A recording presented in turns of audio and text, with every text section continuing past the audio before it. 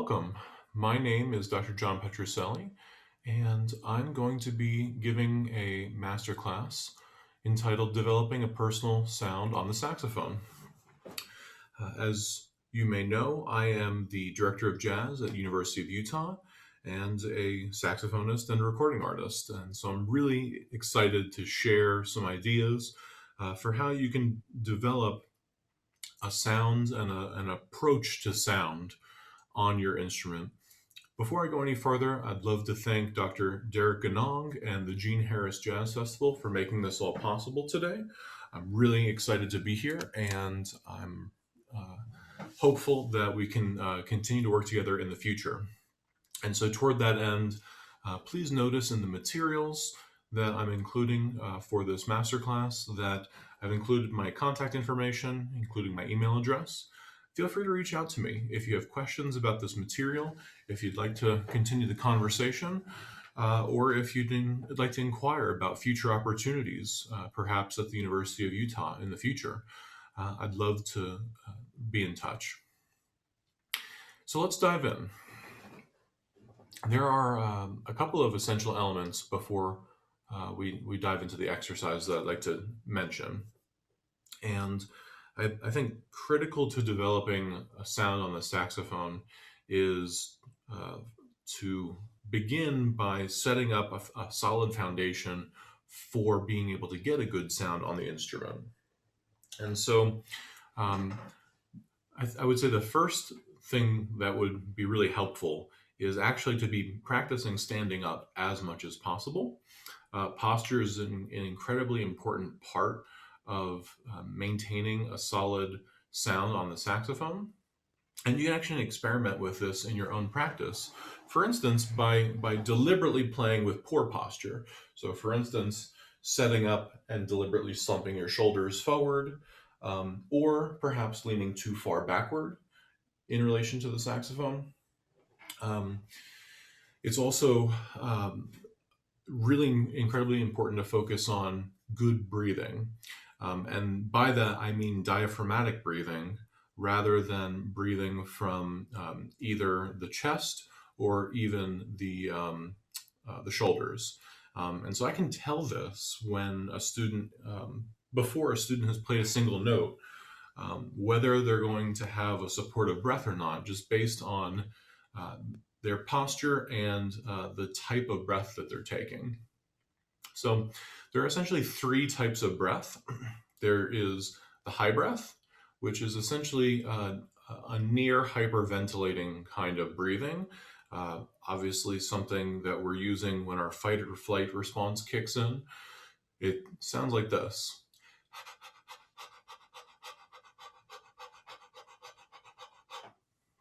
Panting, right? There's we've all been there before after a hard sprint or something. There's also the mid breath, or essentially breathing at the chest.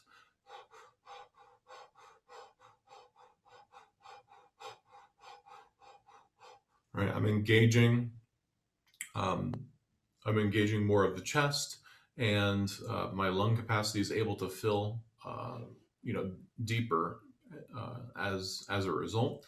And then there's diaphragmatic breathing. So that's breathing from the belly, okay, allowing our full stomach to get involved in this activity.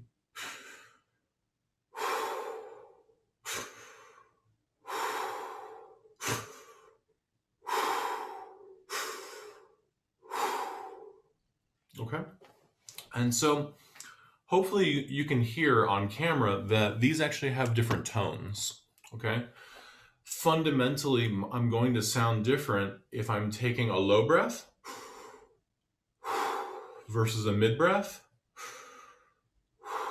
versus a high breath.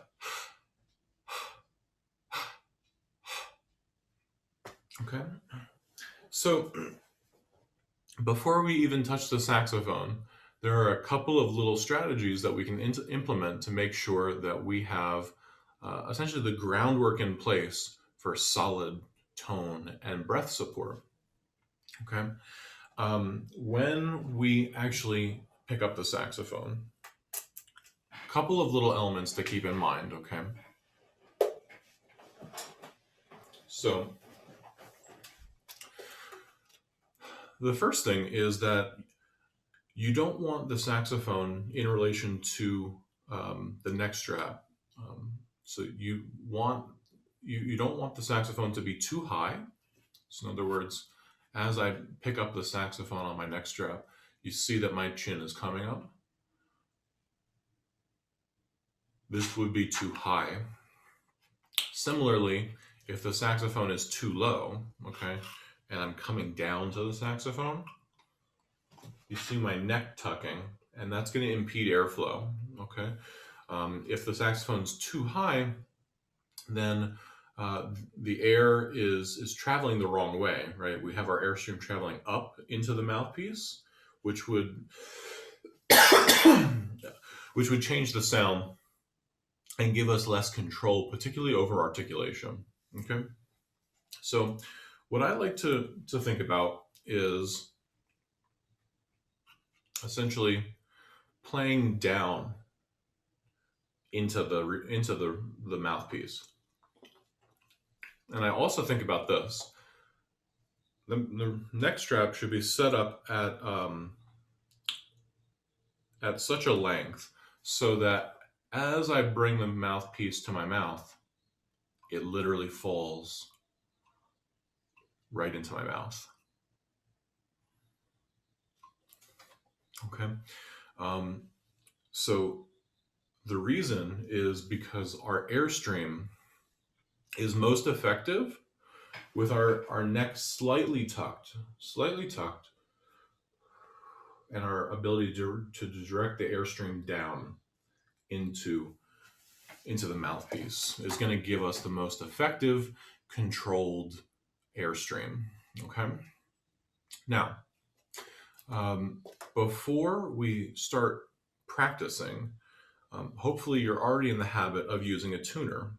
But if not, tuning is actually going to improve your sound dramatically, because as you tune and work on your intonation throughout the registers of the instrument, your sound will become more clear and more deliberate. Being slightly sharp, slightly flat, or even as you hold notes, having a good deal of waver in terms of your tuning, sharp or flat or both. That is going to compromise your sound, particularly in relation to playing with other musicians. So I'd highly recommend tuning at the outset of every practice session. And what I've done is I've included a set of tuning exercises to help guide you in order to provide a structure, because I think it's really important to not just tune the normal notes. In a band rehearsal, you'll probably tune that first note, concert E flat, for instance, right, or concert E, or concert F. But generally speaking, you're probably not tuning in a rehearsal setting as much as you could or should on a daily basis. Okay, you want to make sure that you're tuning the whole keyboard of the instrument, and by that I mean all the way down to low B flat, all the way up to high F on the saxophone. Okay. So let's jump into some exercises.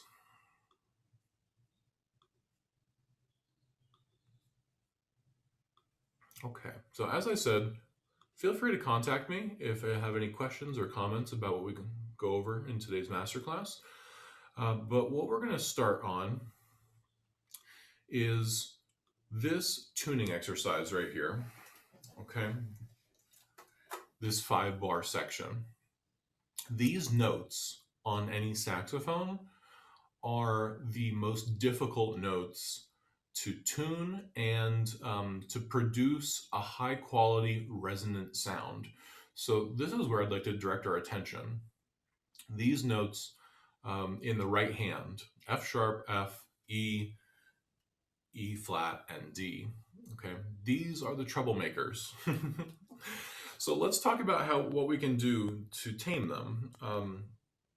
What I'd like you to do is focus on uh, two things separate from each other. First of all is tuning. So we want to make sure that we can play these notes in tune first. Okay, so we're going to play these with a straight tone. I'm going to set my metronome to quarter note equals 60.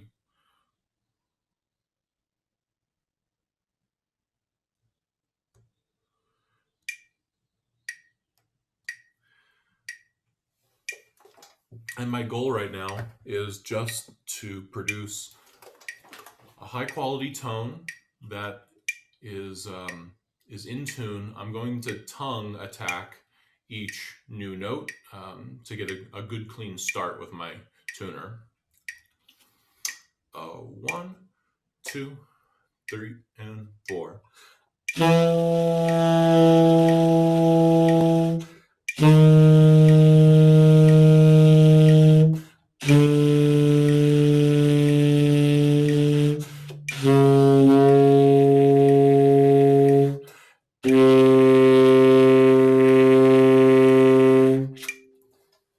Good. So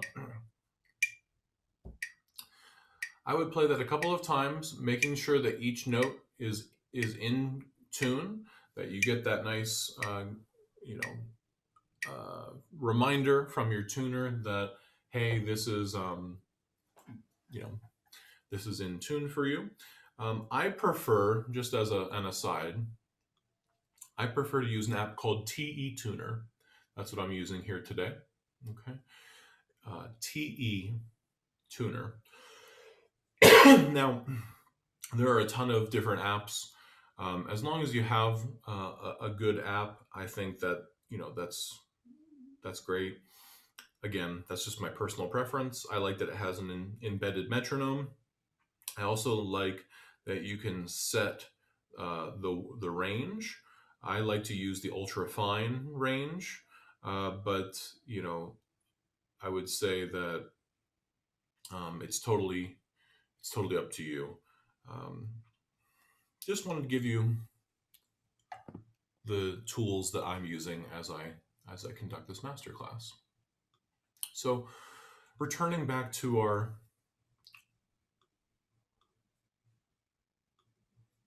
exercise here. The next aspect that I'd like you to work on is playing these notes with a decrescendo. So now I'm going to start at more of a forte or even a fortissimo, and I'm going to pull down. I'm going to try and pull down all the way to a pianissimo, and do that each time for each note.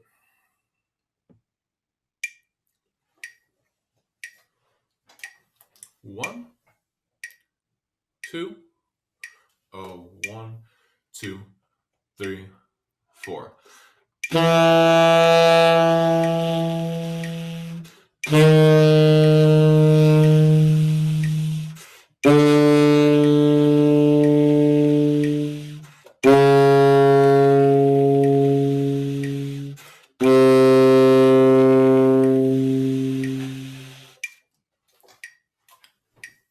And so you can run these over and over again. I'm just doing one each for demonstration purposes right now.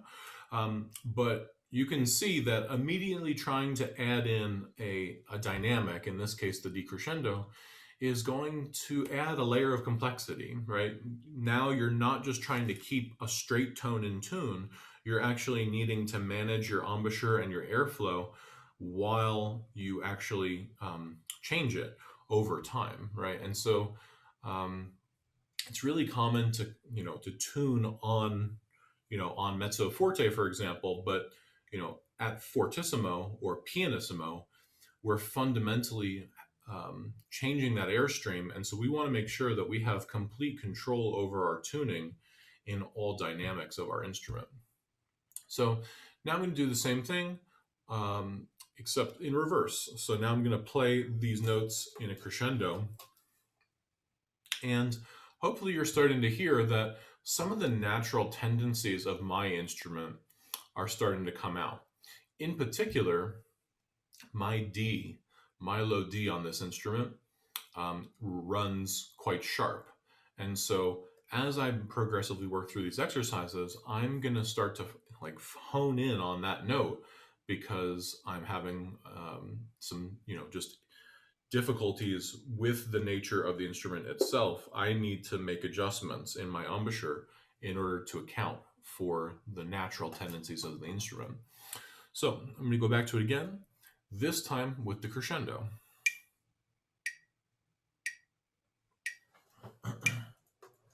So now I'm going to do this from a pianissimo, piano, crescendoing to a forte, fortissimo. There we go. 1, 2, 3, and 4.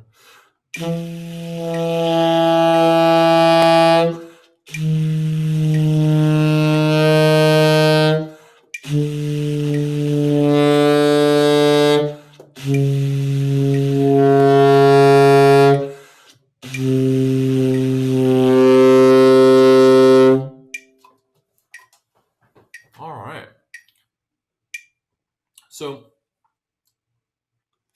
what an exercise like this will show you is a couple of different things. Number one, again, these are the troublemakers. The right hand of our keyboard is a compromise just due to the nature of the saxophone's construction. So these notes, they often you'll have difficulty trying to get high harmonics and a certain level of overtone resonance out of these notes. And you might even encounter, feel like you're encountering some resistance as you're playing exercises like this. And that's good, because they were there already. You just probably played through them. Especially the more advanced player you are, the easier it is to kind of ignore and to find pathways through these notes that, for instance, like you don't land on them for too long, or you're, passing through them to other notes either above or below the keyboard. And it's really important to tune in this range and all of the ranges of the saxophone, because the saxophone has tendencies, right? There are notes that run sharp. There are notes that run flat. There are octaves that are more in tune than other octaves. So discovering the natural tendencies of your instrument and being able to work with them, right? Have them work for you, not against you, is really critical to developing your own sound. Your instrument is your tool, right, through which your sound and your air is being expressed. And the more command you have over the tube, the easier your job is going to be. So let's keep moving. And now what I'd like to demonstrate and share with you is an exercise that I like to call pitch matching. And it relies upon the overtone series. So some of you might be quite familiar with this. Some of you may have never heard this idea before. The overtone series essentially is a theory of sound. So embedded within one sound is actually a collection of notes from a fundamental, and then there are a series of notes that are embedded into that sound above. These are the quote-unquote high harmonics on top of that fundamental note. So for instance, if I take a fundamental, my low B flat,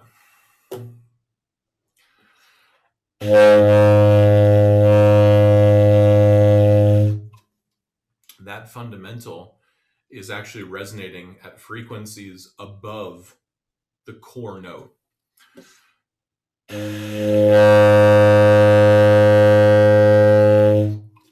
right. You can actually hear some of them in my sound, though I'm not sure if the recording quality is high enough for that to come through.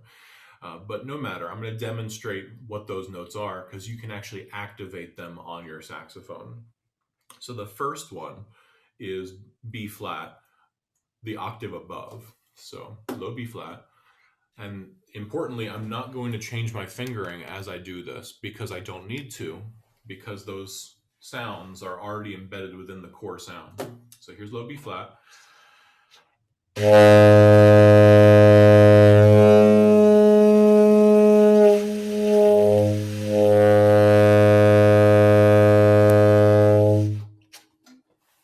Okay, so that's the octave. The next note above the octave is the perfect fifth. So in this case, that's going to be F. Okay,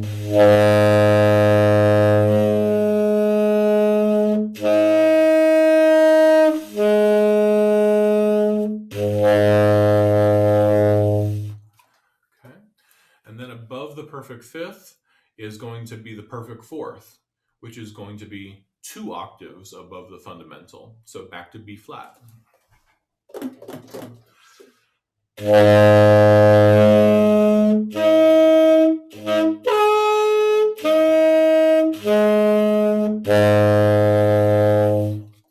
And then I can even play the major third above, so that's going to be D. And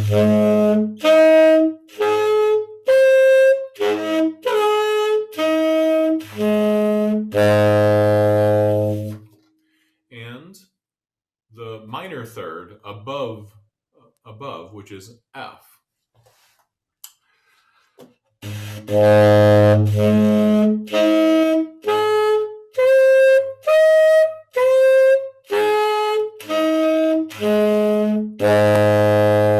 Okay, again, not changing the fingering, just changing my embouchure and activating these different partials within that are already there within the overtone series. And I can go higher than that, but for right now, for today's class, let's consider that to be the range. So you can start teaching yourself this by using pitch matching. So what I'm going to do is I'm going to play the written note that I'm aiming for first. So I'm going to play the low B flat. I want the octave above. So I'm going to play my regular fingering for B flat. And then in bar 3, I'm going to play the B flat, but using the fingering of low B flat. So my embouchure changes, right? But I'm still using the low B flat fingering. Okay. I'm going to play this once with the paper, and then I'm going to demonstrate it again with the camera on me. So here we go. Quarter note on 60. 1, 2, 3, and 4.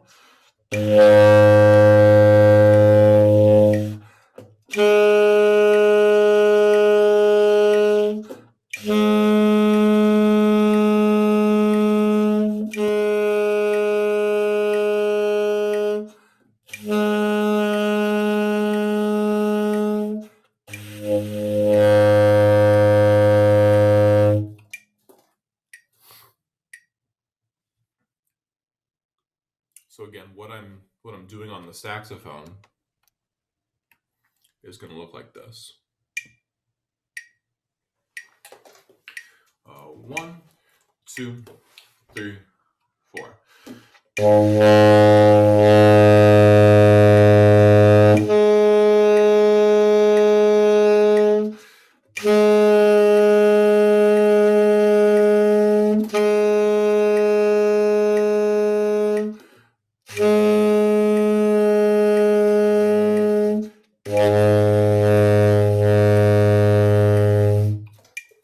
Okay.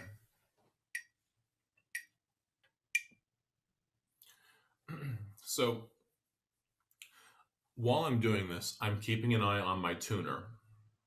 And the reason why is because you can actually tune your overtone series. And if you're able to do that on a consistent basis, your entire command of the instrument is going to really drastically improve. Okay. So you have a set of exercises that you can do on the first partial, which is the octave, okay, where we're just pitch matching. If this is really difficult for you, then you can actually try and trick yourself into doing it correctly by trying to pitch match really fast. So for instance, that next exercise, the B, I can take my B fingering and I can try and go back and forth between low B. And what I'm going to do is I'm just going to try and move back and forth between the low B fingering and the B key to try and create the upper B on the low B fingering.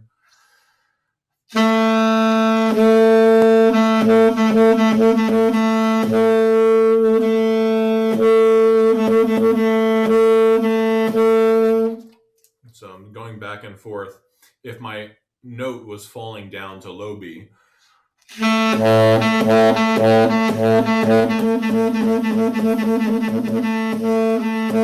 you can see as I speed up the going back and forth, I can start to kind of trick myself into playing the upper B.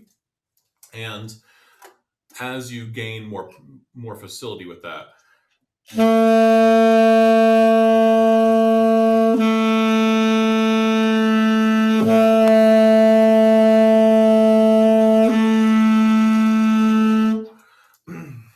it'll become easier and easier to control for longer periods of time. So you can do these primarily off of low B flat, B, C, C sharp, and D. And as you become more adept with those, you can go higher as well.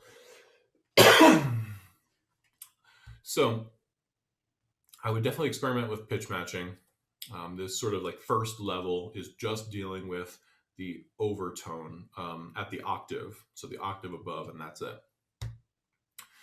The next thing that I want to introduce to you is the idea of the octave key, using the octave key to dramatically improve your sound. This is really important because the octave key doesn't exist on other woodwind instruments. It's a improvement to woodwind design that was made by Adolph Sax. It wasn't an original design component of the saxophone, in fact. In fact, keys were also a sort of historical evolution of the saxophone. The original Adolph Sax designs did not have keys, and they gradually began to implement more and more keys on the instrument. Originally, the saxophone could only play the notes of the overtone series I was just demonstrating to you. So it's much more trumpet-esque, actually, in a certain regard. Or a proto like woodwind trumpet hybrid. Eventually, the saxophone ended up adopting a sort of hybrid keyboard borrowed from particularly the flute and with a little bit of influence from the clarinet and oboe. Now, the octave key was added as a critical way of being able to facilitate much easier transitions between different octaves, obviously. That is a crutch that we come to rely upon.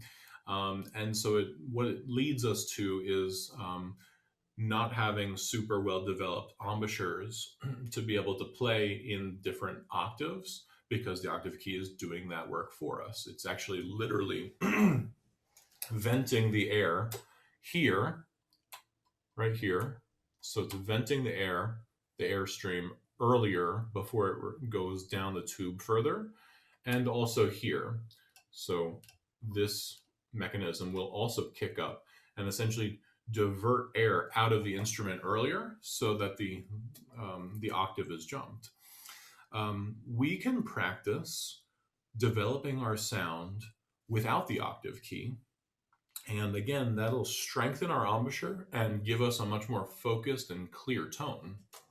So let me demonstrate with just a very simple C major scale etude.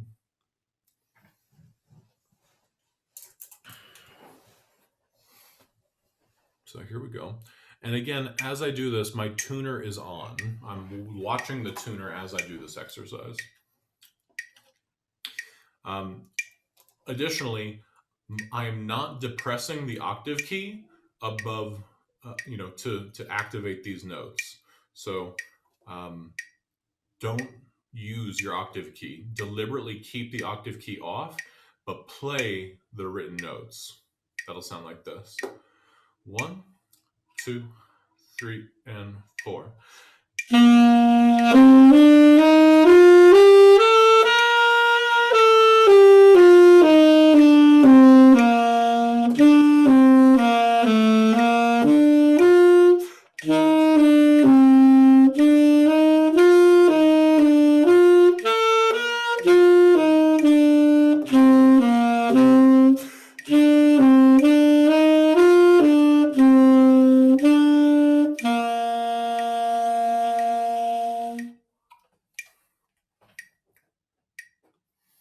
You can hear that without the octave key, right, there's a slightly different sound that's happening, right? We want to try and keep ourselves in tune. There's a tendency to tighten to get those notes to sound. And so the trick of this etude is keeping yourself in good tuning and intonation, right? While making sure that your embouchure can handle jumping the octave without the octave key.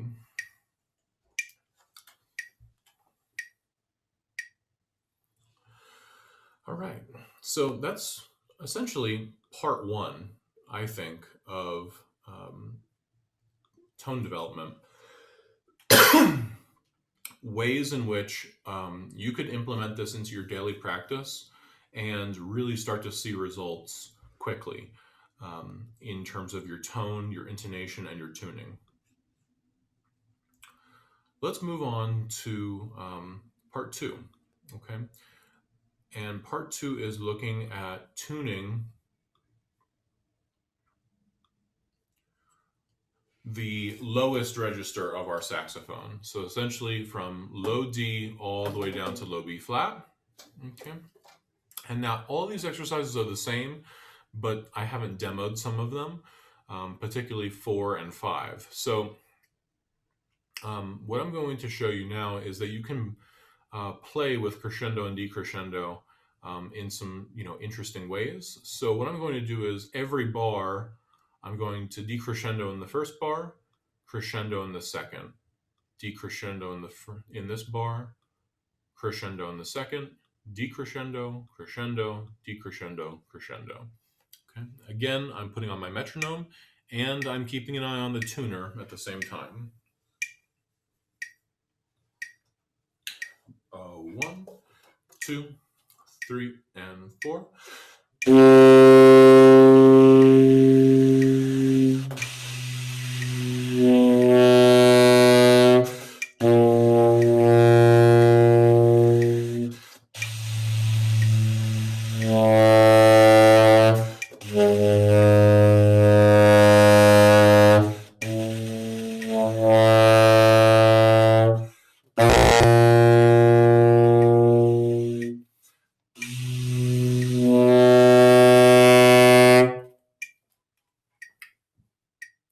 Cool. So you can do all different versions of these exercises, but becoming really well versed with crescendoing and decrescendoing in this way, it's just going to give you a huge amount of control over your instrument. The next component of the overtones I'd like to give you is an overtone etude. So essentially a more melodic version of the exercise that we just introduced on part one. So this is going to ask you to combine some of the different fingerings and sounds that you were working on previously. So we're going to go from the low B flat up the octave, normally fingered. And then I'm going to go straight into the overtone fingering. Then to B, back to B flat.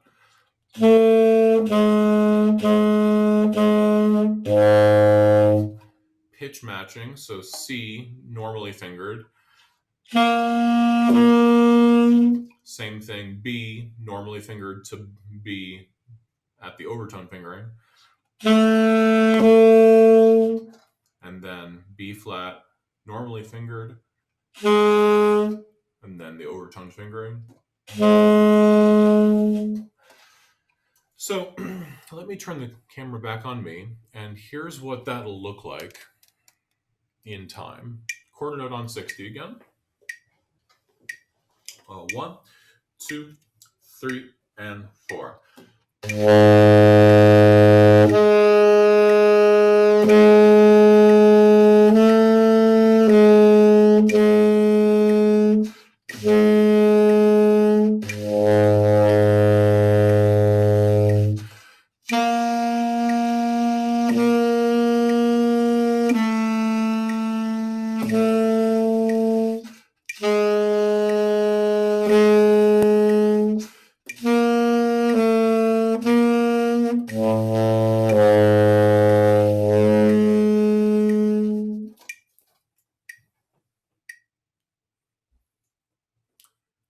So that's overtone etude number 2, and hopefully that is clear in terms of what you're supposed to be doing. I would play these as slowly as necessary at first. It's likely that you might crack notes or have difficulty hitting the partials right away, and that's okay.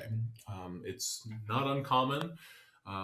That's definitely a learning curve that as you can pre-hear. So the reason why I'm able to activate these notes so easily is because I'm pre-hearing the tone that I want, right, in my mind's ear before it happens. I can hear that, for instance, F in my head, F, and I can even sing it.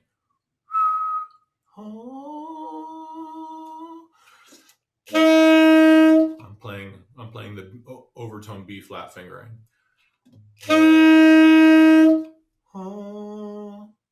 B flat, the octave above.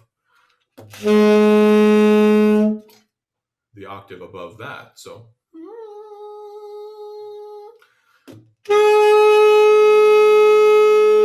Back to the F.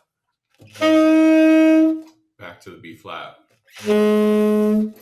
Low B flat, the fundamental. Okay. You can work on that as a mental activity. Like you can try and hear that note in your head before you play it.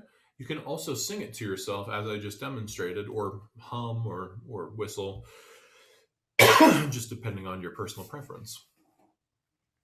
But as you become more aware of that, you can start to pitch match to the perfect, the perfect fifth above the octave. Okay, like I was just doing. So playing the low B flat. And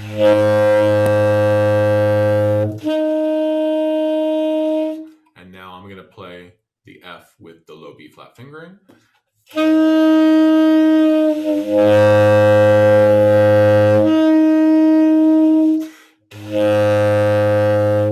Now, you can also cheat and use the octave key. You can cheat and use the octave key, but I'd prefer that you try and get away from that as quickly as possible, because again, that is venting, right, without the use of your embouchure. And so this is all about embouchure development and tone and air control. So using the devices that help simplify that process is sort of like a workaround. I would definitely use them if you cannot do these exercises immediately. Use them and then try to wean yourself off of them as quickly as possible. So now I want to show you guys something cool. So I just showed you how we can take the octave key off to practice, again, improving and strengthening our embouchure and air control. However, we can also do that with the octave key on. And the reason why we do that is to work on notes that sometimes are thin on the saxophone. So the notes on the saxophone that are thin are typically the ones that have the least number of keys down. So for instance, C sharp, C, B, A, G. Okay, these are notes that, in some cases, more than half of the keyboard is still open, right? And so sometimes in comparison to our notes, like for instance, F, E, D, C sharp, B, C, and B flat, right? Those notes sound a lot thicker on the saxophone than notes where we're just, only holding down, for instance, one key with the C, one key with the B, right? So we can work on thickening up that sound by actually working on those notes with the octave key on in the range below where they would be. So for instance, here's C. Now I'm going to play C, that same note, right, but with the octave key on. Off, on.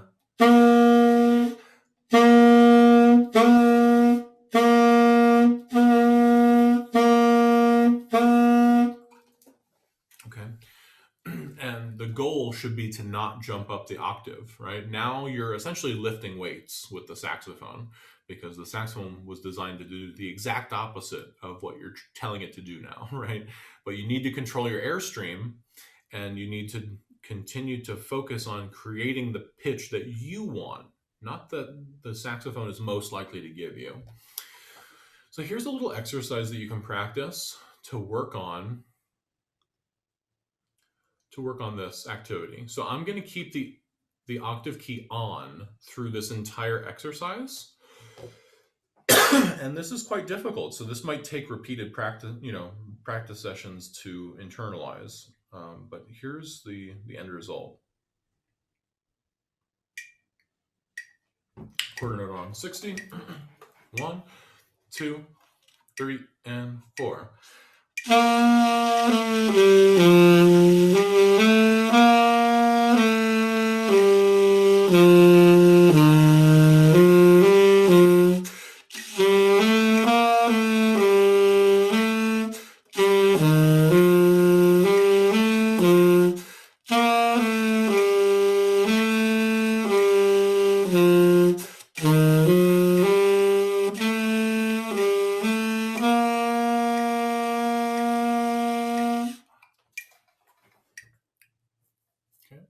The cool part is when I now go back and play,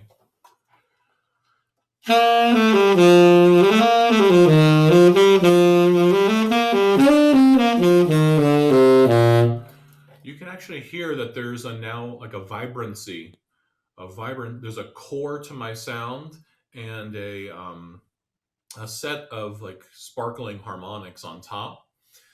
Because now I'm working with the instrument in a new way. And so this will this is like lifting weights for woodwind players. This is a really difficult exercise, but it's going to reward you down the road if you can work on it frequently.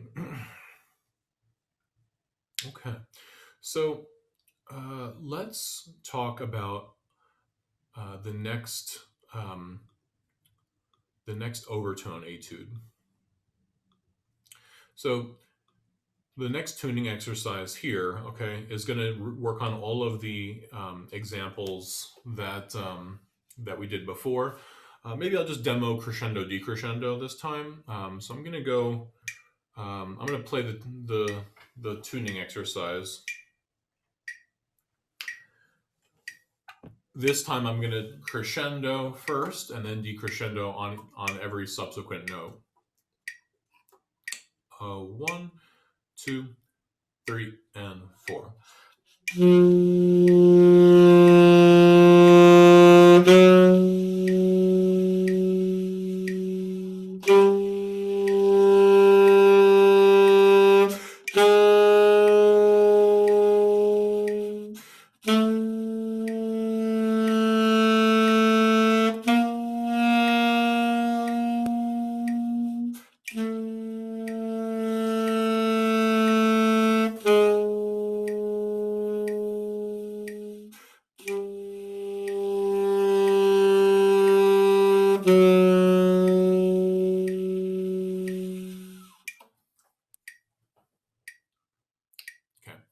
I'm going to jump right into this overtone etude. So I'm going to play it once for you so you can watch it on paper, and then I will move over to the camera so you can watch me play it with the fingerings. 1, 2, 3, and 4.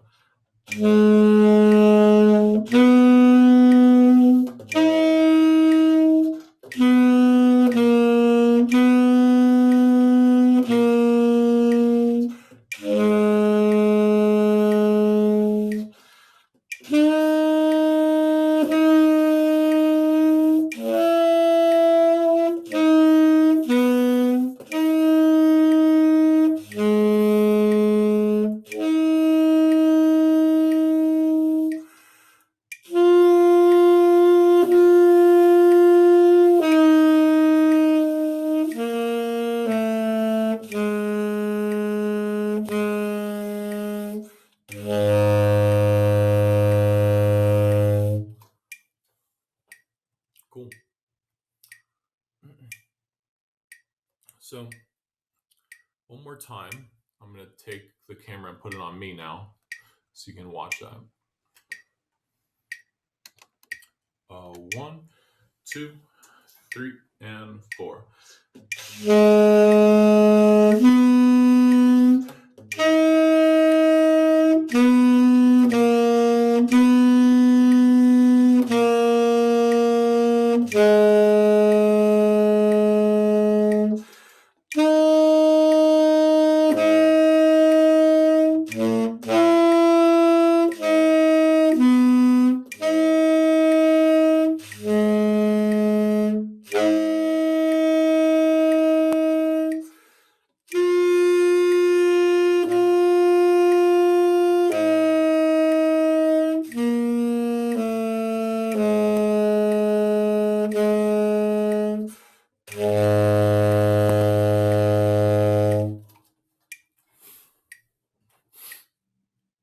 Awesome. So you'll notice that we have more pitch matching exercises. We have another octave key etude, this time taking the octave key off. Okay. And this is using the same principles I already introduced before. So I'm going to skip over this. I'm going to move over to a new idea, which I haven't introduced yet, which is essentially fifths pedaling. So taking this F, okay, and starting to run it in faster and more fluid ways, okay. So what I'm going to do is I'm going to just take the original note fingering, and then trade it with the low B flat fingering. I'm going to then move chromatically to F sharp and the low B fingering to get that F sharp, back and forth. G on the G normal fingering to the C fingering, G sharp to the not G sharp, not yet. Going back down to F sharp to the B fingering. So that'll sound something like this. 1, 2, 3, and 4.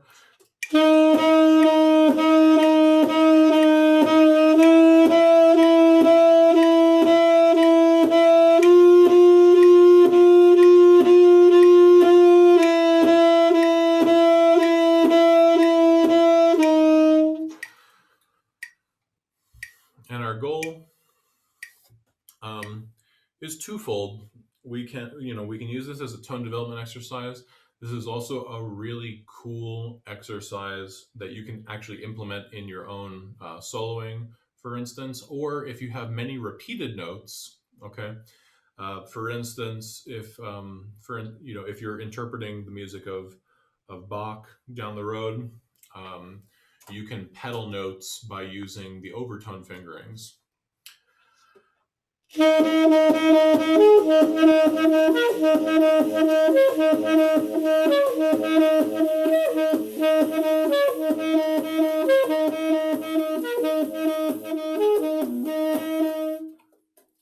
It gives you a really nice option to play multiple notes without having the tongue attack.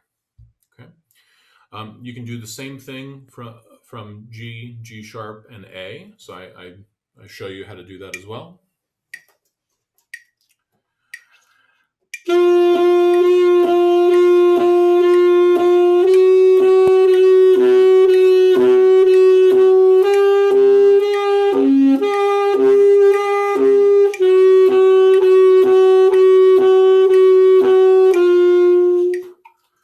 And that was the last exercise on page 5.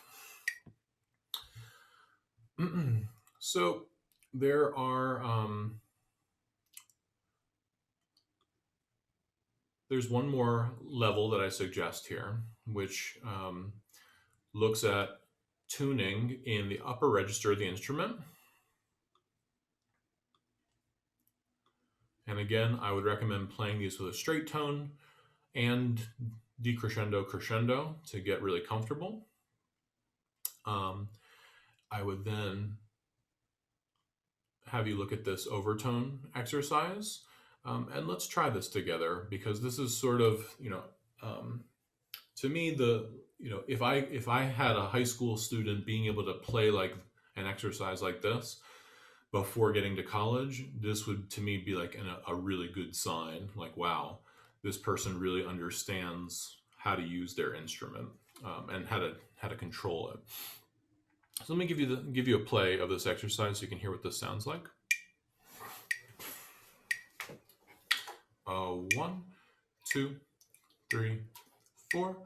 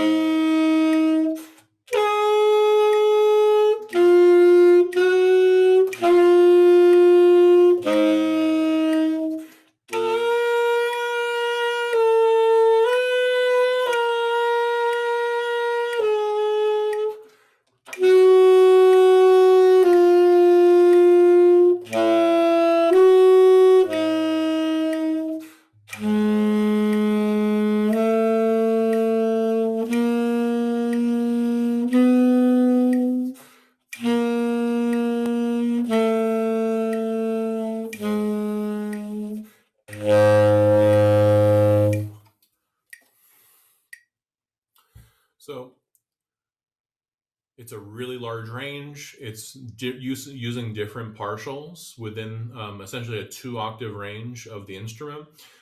This is a really great measure of your control, your airstream, and your technique. If you can, work on getting to this level. Okay. Last thing I want to mention to you guys is the fact that you can start running fifths above the core fundamentals. So everything I've demonstrated to you today runs off of B flat, B, C, and C sharp. Okay. But you can also run overtones, particularly fifths, off of D, E flat, E, and F. Okay. So in other words, I can play this D here, and I can play the fifth above it, A, without changing the fingering.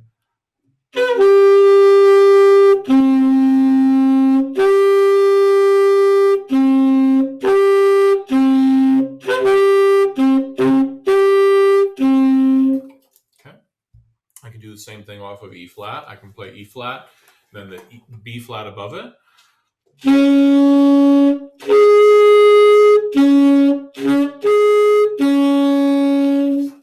then E and B.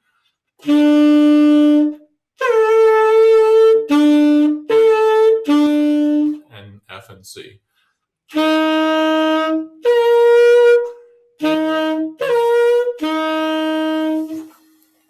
Awesome. So let me demonstrate this really cool chromatic exercise that you can now do because you have the ability to be able to play all these notes. So at the end of this exercise, you'll be able to pedal all the way up through the range of your instrument. And you can go higher than this. So F sharp, G, A flat, A, B flat, these are definitely possible, but much more difficult to accomplish. So in terms of pointing the way forward, you can continue to work toward that. But for right now, if you're able to play an exercise like this last one right here, the fifth exercise, I think you would feel a dramatic difference in your sound and approach. So let's take a listen. 1, 2, 3, and 4.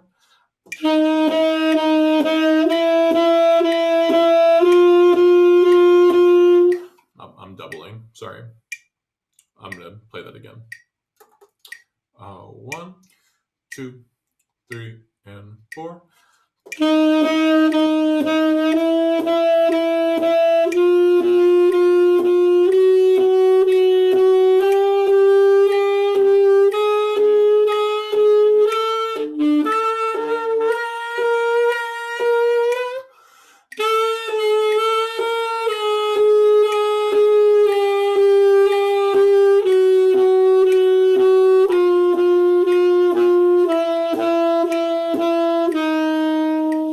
Again, 2 and 3, 4.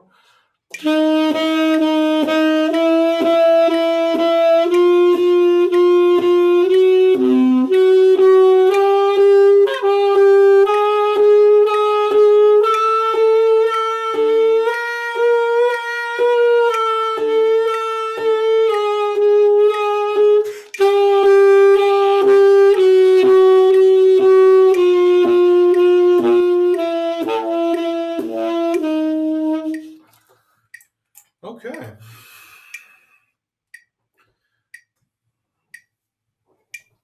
So that's a tough exercise to end things. You guys have done really a lot of work if you've been following along with me through this presentation. There's stuff that we didn't cover in the document. So what I've done is I've emailed the handout to Dr. Ganong, and I hope that you're able to look at it and use this as a resource in the coming weeks and months. And again, if you have any questions or you'd like to talk more about what you saw here, feel free to shoot me an email. So let's just recap. We talked about the importance of tuning throughout the register of the saxophone, from the upper notes F and F sharp all the way down through low B flat. The more consistent your intonation and tuning is, the better your sound is going to be. We talked about using long tones for breath support, long tones for control with dynamics. We've talked a lot about overtones, specifically the octave, the second octave, and the fifth. We've talked about using the octave key in places where the octave key is not typically used to improve our sound, and taking the octave key off in places where it is typically used, again, to strengthen and become more in control of our embouchure and more aware of our own sound. The last thing I'd like to suggest is listening. So the better a listener you are, the more of the saxophone tradition that you absorb through your ears, the more your sound is going to connect with the legacy of our instrument within the music tradition that we are part of, which is jazz. So I'm sure that not all of you are coming to this masterclass today on tenor saxophone, so I'd like to suggest a set of names for each primary saxophone that you know that you might be playing. So on soprano saxophone, Sidney Bechet, John Coltrane, Dave Liebman, Wayne Shorter, and Tim Reese are really excellent resources. I'd encourage you to listen to all of those amazing musicians and their music. On alto saxophone, Johnny Hodges, Charlie Parker, Cannonball Adderley, Lee Konitz, and Kenny Garrett are amazing sources of inspiration. Tenor saxophone, Lester Young and Coleman Hawkins are sort of the basis for contemporary saxophone sound. Sonny Rollins, John Coltrane, Joe Henderson, and Michael Brecker are many, there's a huge, tenor playing tradition in jazz. Um, but I think no matter what instrument you play, if you consult those players and their sounds, you're going to really, have a really solid foundation. Lastly, there's two books that I'd love to recommend to you for further tone development. Top Tones for the Saxophone by Sigurd Rascher is a sort of core text that if you don't already have, I would highly recommend you purchase it. Top Tones for the Saxophone by Sigurd Rascher. The second text is Developing a Personal Saxophone Sound by Dave Liebman. Dave Liebman is an incredible soprano saxophonist, tenor saxophonist, composer, and band leader. And his book on developing a personal saxophone sound concentrates more on transcription and listening. And so I think it dovetails nicely with some of the exercises that I've provided here for you today. I'm going to leave it here for now. If you've been interested in my teaching so far in this masterclass, I'm presenting a second one for the Gene Harris Jazz Festival called A Rhythmic Approach to Improvisation. So I hope to see you soon. Take care and have a great set of practice exercises to work on.